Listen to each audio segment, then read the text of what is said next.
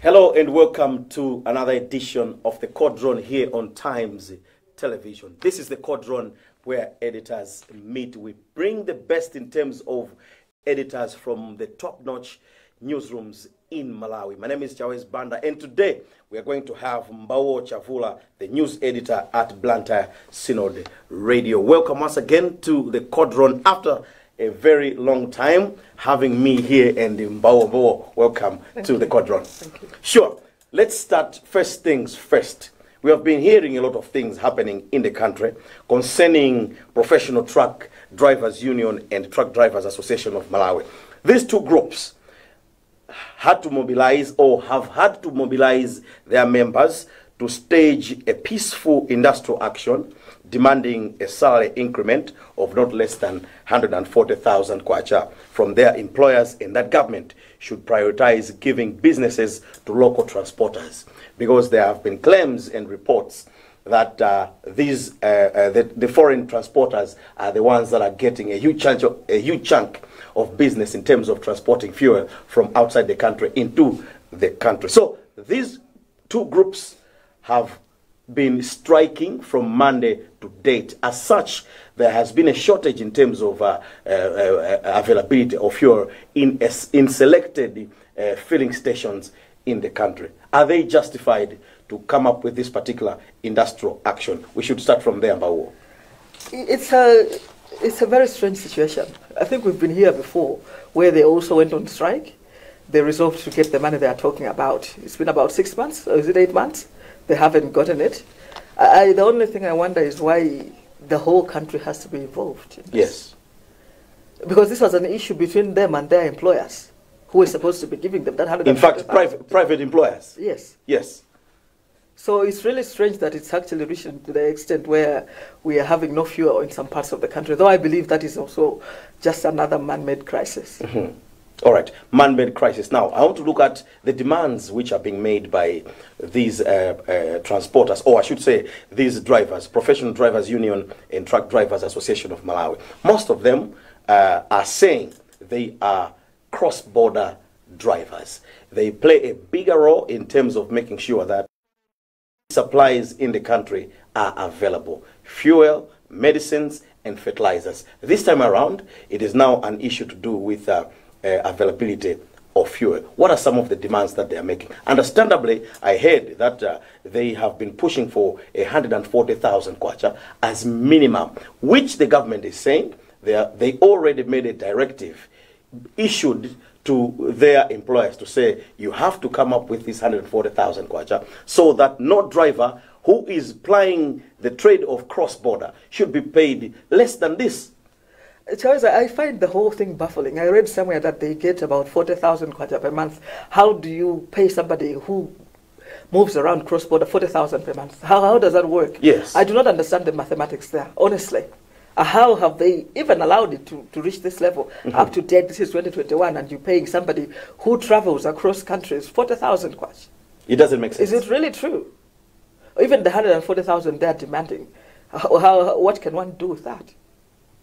Seriously speaking. It is still peanut.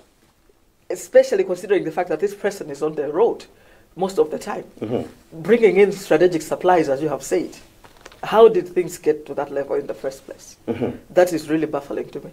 Now, let us start addressing this very first issue to say 140,000 kwacha. We saw communication from Minister of Labour just yesterday, signed by the Deputy Minister of Labour, Verakam Tukule, saying government already made their position very well known, to say they already gave a directive to the transporters to say, make sure you don't pay any of your truck drivers less than 140,000 kwacha. So why are these drivers staging an industrial action against government, stopping everyone who is trying to carry fuel and any other goods on the road, saying you have to join us, now holding almost the whole country to ransom? Why are they involving? You already indicated. Why are they involving the whole country?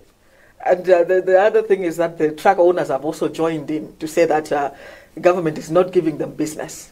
But as you're saying, they're now holding all of us as ransom. Yes. People are queuing on the filling stations, which I really honestly don't understand why they're doing that also. because as a country we have enough reserves. Why are people doing that? Panicking just for the sake of it sometimes. Well, how did that, within 2 days, how did we run out of fuel when we're supposed to have reserves for about 54 days or something? Now, I want to look at the reasons these their employers are joining. They are saying government is not giving them business. Yes. That's the reason they're advancing. Government is not giving them business. Now, Mr. Kazako, as the information minister, has said somehow he's suspecting, or they are suspecting, some kind of sabotage, to say maybe some rogue elements have infiltrated this particular industrial action, because the professional truck drivers and the Truck Drivers Association were saying they wanted to stage a peaceful protest, which is solely meant at forcing government to comply or to give them the demands that they have been looking for quite some time. Now, these employers have joined the bandwagon, saying you are not giving us business. Does it make any sense? I would not rule out sabotage. That is definitely something. I thought so. Because as you're saying, how is the government involved in this? Who is supposed to pay them? And isn't this an issue where they were supposed to be negotiating? Right from January when that directive was made, they should still have been negotiating. Exactly. And they should have been at a better place by now. But honestly, how can you pay somebody 40,000 kwacha, less than the minimum wage of a domestic worker, somebody who travels cross-border? How did that happen? I'm still very curious about that one. Before, Mbawo, we get to the measures that government has started to take to make sure that fuel is not not made scarce deliberately by these particular people, to say some of them are denying these transporters or the drivers the opportunity to transport freely this particular commodity. So government has intervened to use the Malawi Defense Force soldiers to say, no, let's get on the road and make sure that we escort any other truck that is carrying fuel, so that there is no artificial scarcity in terms of fuel. So I want to look firstly the issue of making sure that government has got to enforce what it directed already, to say 140,000 kwacha has got to be paid to all the truck drivers who ply their trade internationally. Have you seen enough will, enough enforcement from the government to make sure that this particular directive is adhered to? On the issue of the salaries, no, but I believe that on the issue of trying to create an artificial shortage of fuel, yes, the government definitely had to move in and act fast, because that would have so many implications across the whole nation. And apart from saying that it was a peaceful demonstration, I've seen photos of some truck drivers beaten up. Exactly. Because they were on the road. So how peaceful is that? Everyone is free either to join a strike or not. If you're not a member of the union, why should you be forced to go with them? That is the one bone of contention which I've always had problems with. Why should you force me to join a demonstration I'm not interested in? And even beat me up in the process because I don't want to join you? Where is the free will? Some quarters have faulted government to say the government is very reactive in terms of ensuring that its directives that it issues on very important issues are adhered to and do materialize at the end of the day. In this instance, has there been anyone who was making follow-ups to see that the order it issued to all employers in terms of the transportation sector that do employ truck drivers did adhere to this particular directive, to say we gave this particular order to make sure that 140,000 kwacha as a minimum has to be paid to your drivers? Has there been any follow-ups from the government? Or government is now trying to react to a situation to say we gave you this, and then because there's a problem at hand, therefore government is coming to step in? I'm very uncomfortable with the fact that we're still trying to drag government into all of this. Government is not going to go into every transporter's HR office and determine who gets paid what. That is not going to happen. That is something that will be determined by the truck owners and the union. Why are they dragging government into it? The government gave the order, I think it was gazetted. It was now up to the employers to comply. But if they're dragging their feet to execute the order which was given, which was gazetted, duly gazetted, now this problem is arising. Isn't it time that at least some punishment was meted out on those employers who do not comply with the order that was issued by government? As we were coming here today, I saw somewhere that the Minister of Information was saying government can actually procure its own trucks Exactly. to move the fuel and whatever needs to be moved. There comes a point when you have to put your foot down and decide that you're not going to be pushed left and right and Yes. center just because some people want you to frustrate you in some way. And I do believe there are some elements there of trying to frustrate the government. Because if you cripple the economy, I mean, if you cripple the fuel sector, you've crippled the economy, basically. Of course. And just 3 days, you say if it goes down to 5, 6 days, 1 week, what are the cost implications of that? Mm-hmm. It's a very serious issue. Now, moving forward, Mbao, I think we have to be solution-based. What should government do? Does it have to still treat these particular employers with kid gloves, or it has got to be quite heavy-handed in dealing with them to make sure that the economy is not crippled? I think it's already shown that it's heavy-handed by bringing in the MDF. So far, and I actually understand government is also inspecting fueling stations to see Yes. if they're holding fuel deliberately. Mm-hmm. So if they know they're doing that, I think that's a crime. Or it's a misdemeanor, whatever it is, they can call it. Mm-hmm. Unfair trading practices. So I believe this time it will blow over. Easier than it did the first time. Mm-hmm. Yeah. Now, I was looking at the other issue that has been raised by Mr. Kazako as Information Minister to say government can come in and procure its own trucks and take over the transportation of fuel in the country. A doable endeavor? I think that was maybe spoken in the heat of the moment, but that would have to be a long-term thing. It cannot Yes. just happen overnight. Yes. And definitely the government cannot manage to do all of that on its own. We do not have a reliable rail system. We still need the expertise of the drivers. Yes. So even if it bought 500 trucks, you still need to teach them the ropes. So that is a non-starter. Maybe a long-term plan, it can work, but not now. Now, they just have to dialogue. Beautiful. Let us look at now the welfare of the truck drivers. You already hinted to say, if some are paid as low as 40,000 kwacha, obviously there's nothing they can do with that 40,000 Malay kwacha.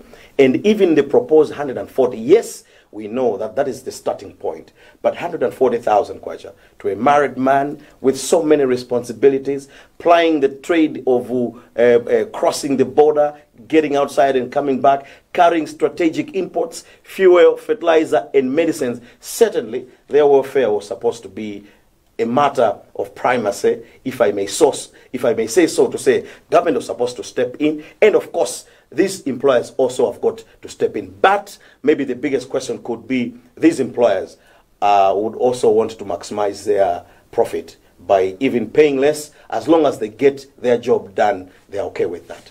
So you maximize your profit by misusing the one who is bringing you that profit. That is something totally senseless. In fact, that is an issue that the unions really have to look into. Instead of maybe focusing on the government, they should focus on the owners association to say, how can you have been paying people in 2021 40,000 kwacha? Somebody on the road, somebody working very uncomfortably, somebody who needs to be alert, somebody who needs to be healthy, because you cannot be driving such long distances if you're not healthy. Yes. It's not going to work. I just want to bring on board one issue. I don't know if you followed this issue. In the UK and some other parts in Europe are facing a shortage of truck drivers. I don't know if you have followed that particular issue. And the effect is exactly like the one that is happening here, to say some shops there are not very well supplied, because these particular truck drivers do a very important job to make sure that they ensure availability of food supplies and all other strategic commodities that they do carry on the trucks. I don't know, do we understand here in Malawi that these truck drivers are also important? Yes, we understand that to force people to join them and to be breaking windscreens of their cars, beating their colleagues just because they are not joining them, it is not the right recourse to take by forcing government to adhere to the demands that they are looking for. But when we look at their welfare, these are people that are applying a trade that is very important to the economy. Their welfare should be a matter of paramount importance, if I may say so. Definitely it should be, and it's now up to them, they themselves, to realize just how important they are. Maybe they've realized, but they're going about it the wrong way. But definitely you cannot be paying somebody 40,000 kwacha today. Even the domestic workers we're talking about, they live in the house basically. That 40,000, at least they're eating in the home. They're basically like children in the home. Exactly. But this is a family man. Imagine maybe somebody with a family, wife and children plus dependents, and you give them 40,000 kwacha with a clear conscience. then something is also very wrong. And the fact that they've actually taken it all these years is a very big problem as well. All right. Mbowo, let us move away from the issue of the salary increment. Understandably, government already made its position clear on that particular aspect. Let's get to the issue of what they call the 48-page passport, which these drivers normally use when they are traveling. They have been pushing for government to revise downwards this particular amount from 120,000 kwacha to 60,000 kwacha. I think if I'm not wrong, government has already also done this particular thing to say they have dropped the amount from 120 to 60,000 kwacha. What else do they want? if two of these very demands that they have been making have been given, what else are they looking for? The only question they would have is to have their employers raise their salaries. Despite whatever government has done or has not done, but the only solution here is for their employers to raise their salaries. That's the issue. Yes.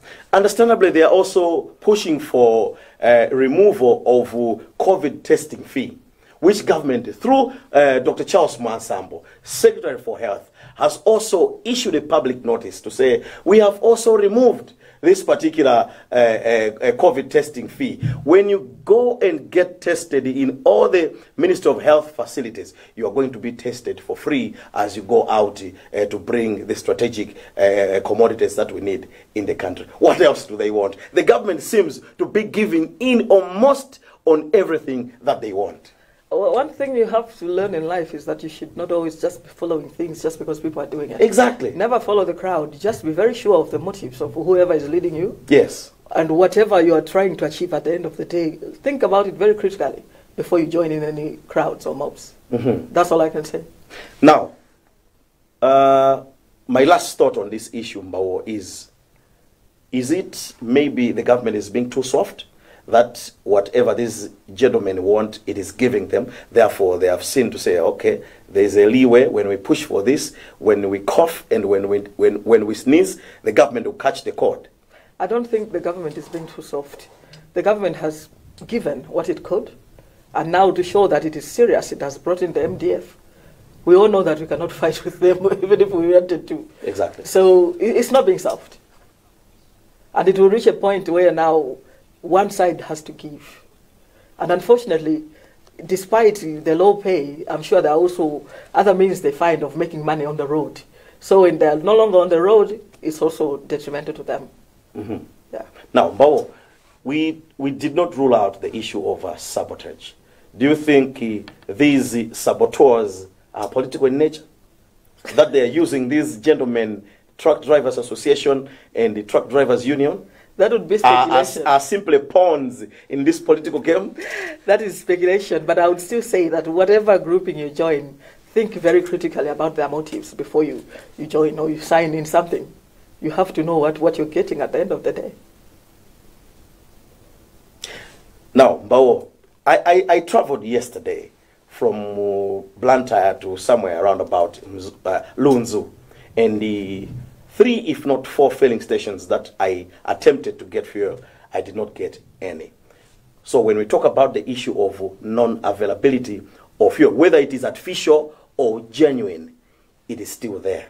Because even at Nyamba, the filling station, Chirimba, and some other surrounding filling stations that we have in Blantyre did not have fuel supplies.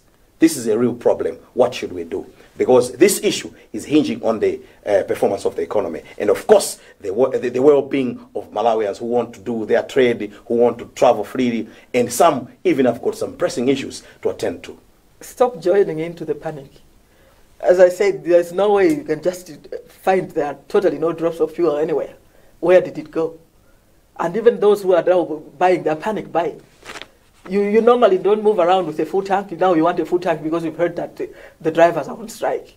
And you say you're traveling to Lunzu. I'm sure you're just looking for fuel now. Why would you do that? Why not just go about your normal routine? Why should you be traveling to Lunzu to look for fuel? So I was also part of those that, yes, that have been creating an unnecessary panic. Is that so? Yes. So we should not be involved in unnecessary panic. Don't be. Go about your normal routine.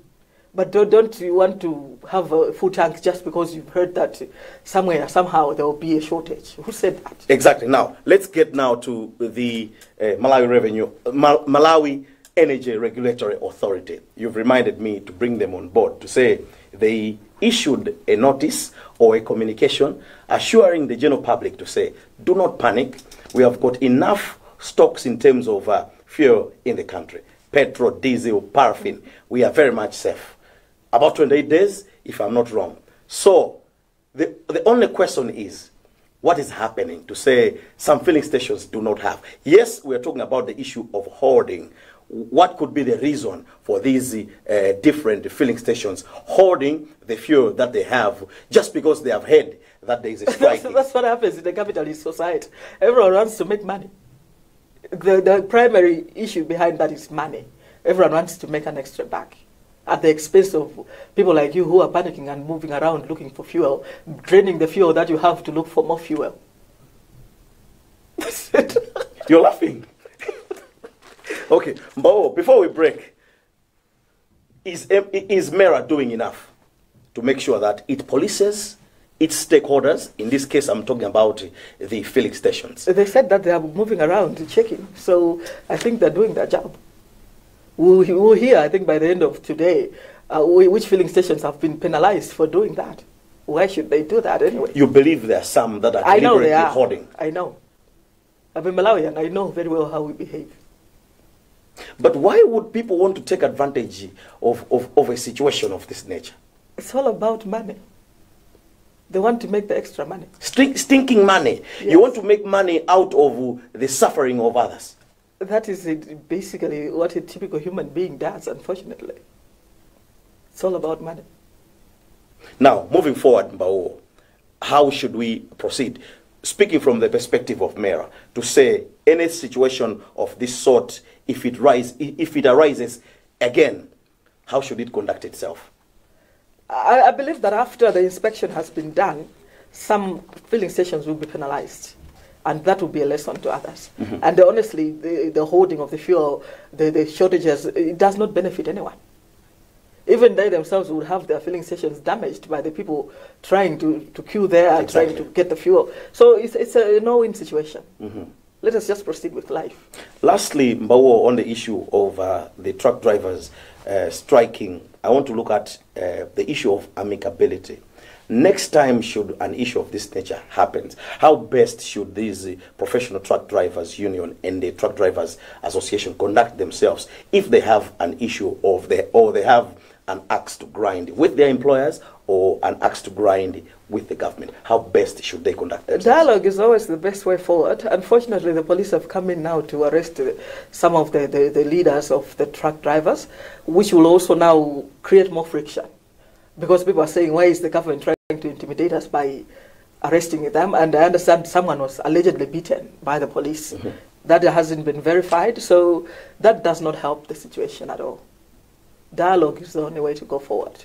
And compliance with the law. If the government says this is the minimum wage, adhere to that. Simple. I've heard 2, if not 3 clips trying to highlight what these truck drivers have been doing all night long. Policing fellow truck drivers on the road to make sure that they don't transport any of the goods to the destinations they were headed to. One was saying, we stopped a truck carrying chickens. So this truck carrying chickens was stopped on the road. Another truck was carrying milk, was even stopped. Now you know how perishable milk is if it is not kept in refrigeration, and that milk was lost. Is this the best way to do things? And that milk comes from bulking groups, smallholder farmers. Yes, yes. They pull together, let's say we go and sell our milk, and somebody just decides arbitrarily, because they've got their own grievances, to affect the lives of so many other people in the villages, because these are villagers. Yes. They have their bulking groups in the villages. Yes. They have pulled all their resources together to say, let us form an association, a cooperative, to sell our milk. And this happens. 26 million kwacha lost down the drain just like that. What happens to those people? Is that so? Do they have insurance? These are all things we have to think about before we join mobs, as I said. Now, the involvement of the police, are they wrong? And the MDF, are they wrong with such reports? You're just mentioning a figure of 26 million Malai Kwacha of poor cooperative organizations in the various villages that perhaps are trying to make ends meet. Are the police wrong to intervene, perhaps with a little bit of heavy-handedness? Unfortunately, they haven't said why they arrested those people. It could be maybe they were the ones involved in the beatings. I don't know. Yes. So we really cannot comment much because they are also doing their job, and you know our police are very notorious for not telling us why they do things. So we just watch. For the MDF, I think they were a bit justified for the sake of security. All right. We hope these law enforcers will come in with proportional force. Definitely. All right. We take a very short break, Mbawo, and then we'll be right back. All right. I'm talking to Mbawo Chavula, the news editor for Blantyre Synod Radio. This is the Cauldron where editors meet. We take time to discuss issues that are happening in the country. Time permitting, we also get international to see the trends that do have an impact on our country. And again, we also get back into Malawi and get straight into the newsroom segment to see what is happening in that which is happening mainly in the media industry. We'll be back shortly after this break.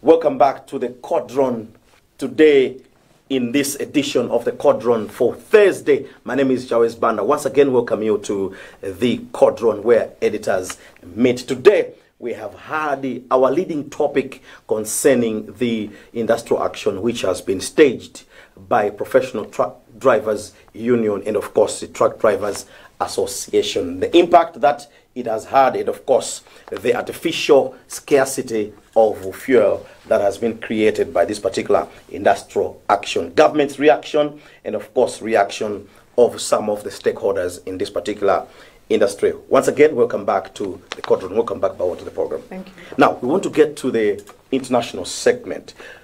Recently, we have heard reports that there has been conviction of a certain Chinese who was involved in dealings to do with the wildlife products. This gentleman was dealing in pangolins, rhino horns, ivory, and of course some other wildlife products, which perhaps it is a crime in Malawi and other surrounding countries. Do you think we are winning the battle? Actually, I've been working on a project looking at the data regarding the trafficking of wildlife from Malawi and wildlife products. I look at the convictions. I believe we're trying. Unfortunately, maybe the sentences sometimes are too low, or the others who still slip through the radar. Because you look at Malawi, it's a conduit. They take our rhino horn, they take it to Tanzania. Some has been found in Thailand. The main market is in the east, that's China and the Asian countries, where they get they use it for traditional medicine. Yes. So it is a big battle, but I believe that if we stopped our borders from being porous, and also we're really diligent about dealing with this, it would work. But we are trying. We are trying. You Definitely. Think so? Now, the issue that I want to look at is the issue of aiding and abetting these Chinese nationals or any other national that happens to come to Malawi to deal in these particular wildlife products. Certainly, Mbawo, you cannot tell me that these people know all the areas where they can find these particular wildlife products. Somewhere, somehow, a Malawian national should be aiding and abetting these particular foreign nationals. Can we deal with this matter without first dealing with our very own in Malawi? That is definitely the saddest fact. There will always be traitors wherever you go. Yes.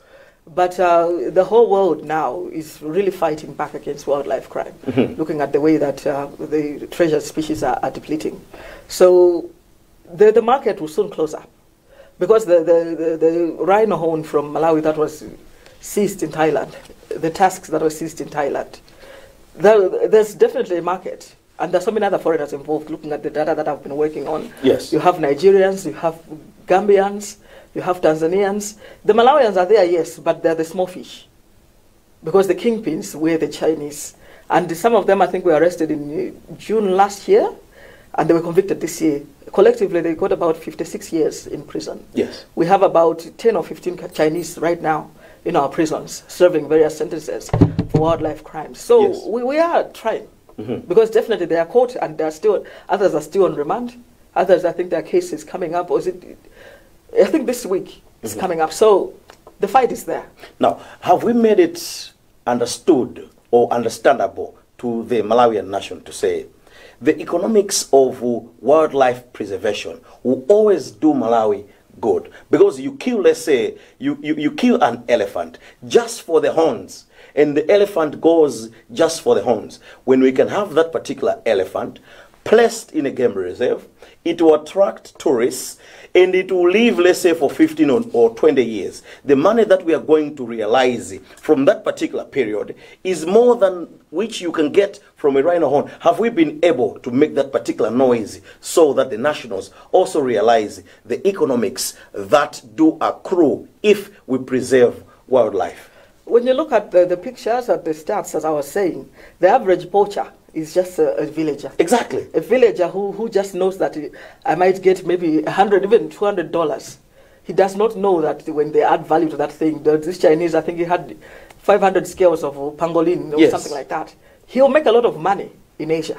But that person who actually went to capture that pangolin in the village is a typical villager who doesn't really understand the value of money and how much the country could make out of this. Ministry of Tourism, a pretty much interested stakeholder in this particular endeavor, are they doing enough to make sure that they sing this particular song of convincing the villagers and, of course, working with them to say we are partners in conserving and preserving wildlife in Malawi? Our Department of Wildlife actually is very vibrant, and they've actually even won international awards because of the preservation fight. Are you sure? Yes, they have. The director, I think, has even gotten international awards because of the diligence in trying to fight wildlife crime.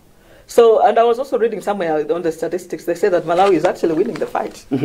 We are really doing our best. It's unfortunate that there will always be some rogue elements who do not understand the importance of the animals. I don't know if you have come across this particular very interesting aspect. I have seen in some parts of Zimbabwe and South Africa where they have resorted to dehorning as a means to preserving wildlife, because they say the rhino horns or the elephant horns are similar, or they do possess some properties exactly like our nails. When you cut them, they grow again. So they said, okay, what we do is, when they get to a certain extent, we simply dehorn so that we don't give a reason to the poachers to kill them, because they are killed for their for their horns. So if we dehorn, we allow the animal to grow the horns again. Is that a very good recourse to take in Malawi? It is actually something that is very sad. And I was also reading somewhere where they say that a group of elephants have evolved into having no task. Yes. Out of evolution, because they know that the task actually gets them killed. So evolution has decided that they should not have any task. And that is a very sad thing that could happen in our lifetime. So even if you dehorn them, well, then what is the whole idea of being a rhino if you don't have your horn? I thought that is the attraction, that the rhino has its one horn. Exactly. That the elephant has its tusks. Why should you remove them? Wow. Okay, Mbawo, let's move forward. Now, do you think, I want to talk about the issue of making sure that we all get on board.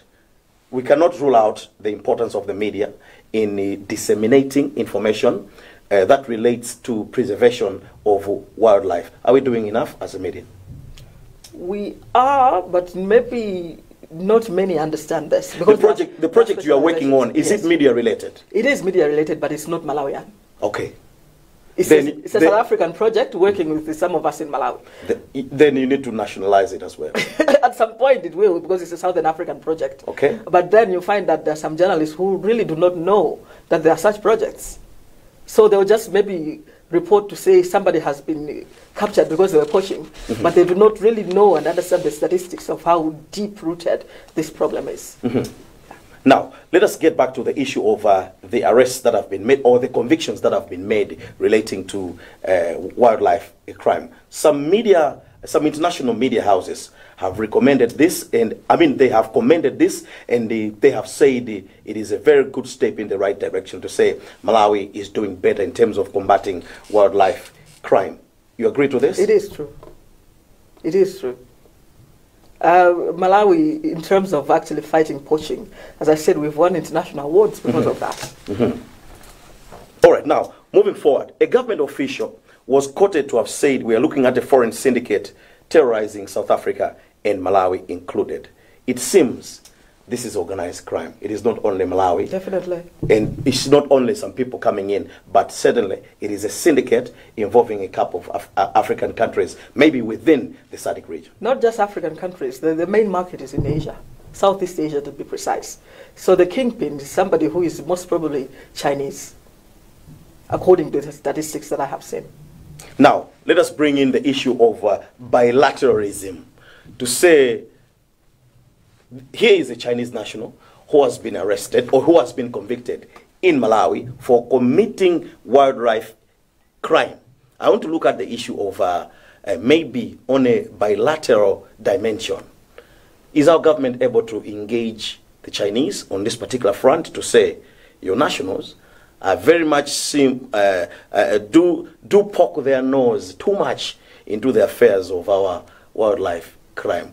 Are we able to say that, or we are we are afraid to do that? No, yeah. If we were afraid, then this would not have been convicted in the first place. And I said, from the figures that I have, there are at least 10 or 15 Chinese nationals in our jails right now.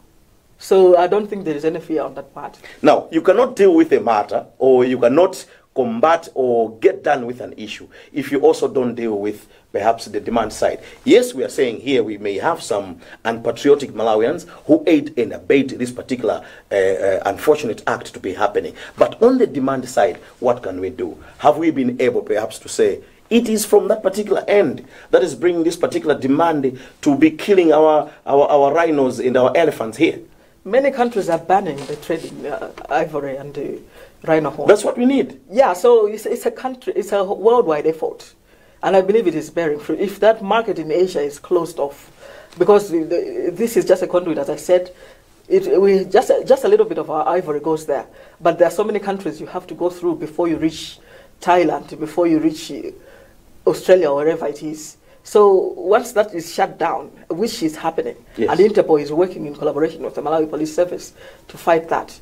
Organized crime indeed is a big problem, but I believe that at the end of the day, the fight will be won when that market is totally closed off. In a minute, Mbao, why are we very much concerned with wildlife? Because they're depleting at very alarming rates. The big five that we had our pride in, we have, I think, less than 200 lions rather now in the wild. They no longer have a habitat. Even the elephants we have in Malawi, we hear of the human-animal conflict in Mangochi. They're busy fighting over the little resources that we have. So as long as we continue to expand and urbanize, definitely our wildlife will go. And sooner or later, 20, 50 years down the line, we'll just be hearing, our children will just be hearing stories that there used to be an elephant, and they'll look at it the way we look at a mammoth and say, oh, this used to be a dinosaur, what have you? They'll have no idea what it is. What could be done as a lasting solution to this particular matter of wildlife crime?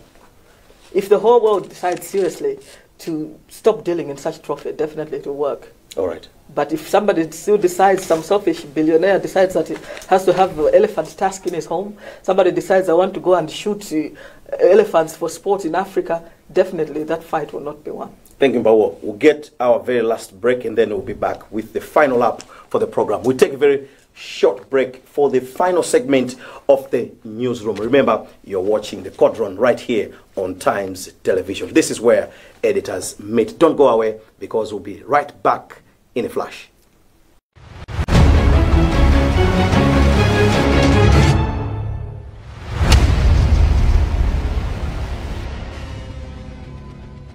Welcome back to the Cauldron here on Times Television. We are back with the very final lap for this particular program today. This is the Cauldron where editors meet. Mbao, we want to get into the very final segment of our program. We have got less than 3, if not 4 minutes. We want to look at the issue of technology in the media.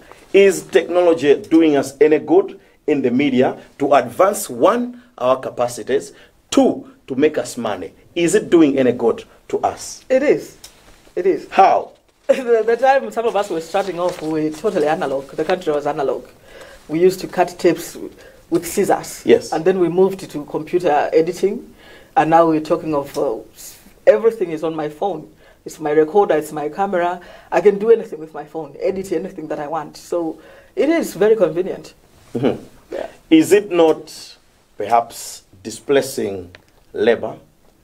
It should not necessarily do so. It's up to you as an individual now to decide to be tech savvy and move with the times. Mm-hmm. Now, in the Malawi context, when we compare ourselves with the rest of the world in terms of pursuance of media products in relation to technology, are we any better? We are okay. It depends on how you think. Because definitely I do some kind of work online. It works very well. It's the same as an office. It is an office, actually. Everything is done. Mm-hmm. In different countries, things work out very well. So without COVID, actually, we wouldn't have known that it's very possible to operate international offices without actually meeting physically. Yes. Yeah. I remember there's a certain meeting which happened, you call it in the media, the Table Mountain Declaration, which took place, I think, in South Africa some time back. This declaration, amongst the many, does highlight the fact that maybe governments have got to step in to subsidize media equipment, to say the media has got to be supported by making sure that broadcast equipment and any other equipment that is used by the media has got to be supported as a way of promoting freedom of expression and freedom of the media, or media freedom. Do you think governments, or do you think our government is doing enough to make sure that perhaps we get this particular support to ensure that broadcast equipment and, of course, any other equipment that we need is on board when it comes to the issue of importing such? I always believe that where there's a will, there's a way. We know that importing equipment is very expensive. I know that from experience. But to say that we have to rely on the government, then we'll be lying to ourselves. Mm-hmm. I always believe that it's not about where you are or what you have, but it's about who you are. And if you're determined as a media house, as an individual, to move ahead, to forge ahead, with or without intervention from anyone, you can make it. Mm-hmm. Now, the other biggest question which comes into the equation is the issue to do with the cost of internet data. We are said to be perhaps one of the most expensive countries within the SADC region when it comes to the issue of cost of internet. And that's very true. What is happening? It's also about the lack of will now. Because you look at countries like Rwanda, they've dealt away with that. They have Wi-Fi almost everywhere. You look at Malawi, maybe we have no competition for the two major ones. We have a third provider, internet provider, very reasonable actually, but nobody talks about it. Very few actually use that service. Mm-hmm. We rely on the two, the so-called major ones. And as long as they know that we're totally dependent on them, and the government is not really serious about bringing the data down, life will go on like this. What does the future hold when it comes to the issue of technology in relation to the media? I should say that at some point we'll go fully digital. Mm-hmm. And the newsrooms, maybe you won't even need to be here. Maybe we'll be doing this program virtually also. Yes. It's very possible it can happen. Mm-hmm. And it's something we have to look forward to. All right. But we need to move with what is happening in the country. We can't walk away as if we are not current. The newsroom has got to be very much current in terms of the things that are happening. On a very sad note in Bawo, we have heard of the alleged suicide which has happened at Parliament, to say the former Deputy Speaker of Parliament, Mr. Clement Chiwaya, has allegedly shot himself. What do you make of this particular news? I find this news very sad because there was a time I used to work at Parliament a lot, and he was also upcoming as a parliamentarian. I've seen him rise, determined until he became a PhD holder. So for such a tragic thing to happen, I really have no explanation, but it is a very sad thing, and it's a tragedy for the nation.